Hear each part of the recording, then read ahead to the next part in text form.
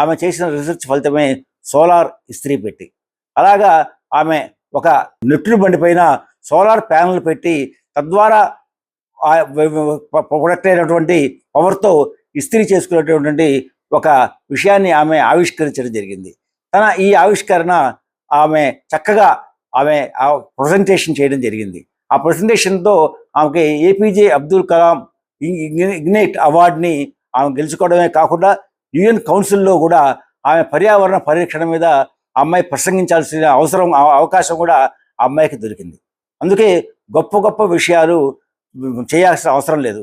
మనం చూస్తున్న ప్రతి విషయంలోనూ ఏదైనా మార్పుని తేగలమా అనేది ముఖ్యం. అలాగే అలా గొప్ప విషయాల్ని. నమస్తే. మదురై పట్టణానికి చెందినటువంటి వినీలా ఉమాశంకర్ 12 సంవత్సరాల ఒక విద్యార్థిని. ప్రతిరోజు సైకిల్ పైన తన స్కూల్కి వెళ్తూ ఉండేది. అలా వెళ్తూ ఆ రోడ్డు పక్కన ఒక ఇస్త్రీ బండి, ఆ ఇస్త్రీ చేసేవా అతను బొగ్గులతో పెట్టినటువంటి ఆ ఇస్త్రీ పెట్టిని చేస్తూ ఆ పొగ పీలుస్తూ ఆ దగ్గుతూ ఉండేటువంటి సన్నివేశాన్ని ఆ అమ్మాయి చూడడం జరిగింది. వాతావరణాన్ని కాలుష్యం చేస్తూ ఆరోగ్యానికి నాశనం చేస్తున్నటువంటి దీనిలో ఈ వ్యవస్థలో ఏదైనా మార్పు తీసుకురాగలనా అని ఆ అమ్మాయి రీసెర్చ్ చేయడం మొదలుపెట్టింది. అలా ఆమె చేసిన రీసెర్చ్ ఫలితమే సోలార్ ఇస్త్రీ పెట్టి.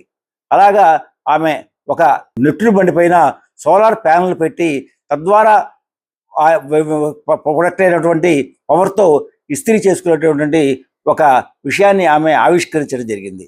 తన ఈ ఆవిష్కరణ ఆమె చక్కగా ప్రజెంటేషన్ చేయడం జరిగింది.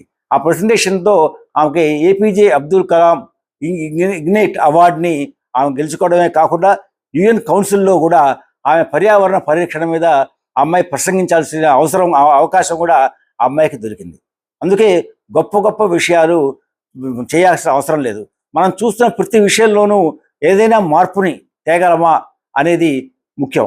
అలాగే అలా గొప్ప విషయాల్ని కనిపెట్టడానికి ఎంతో వయసు అక్కర్లేదు. 12 సంవత్సరాల ఈ ఉమాశంకర్ మనందరికి కూడా ఈ జనరేషన్ పిల్లలకి ఆదర్శం కావాలి.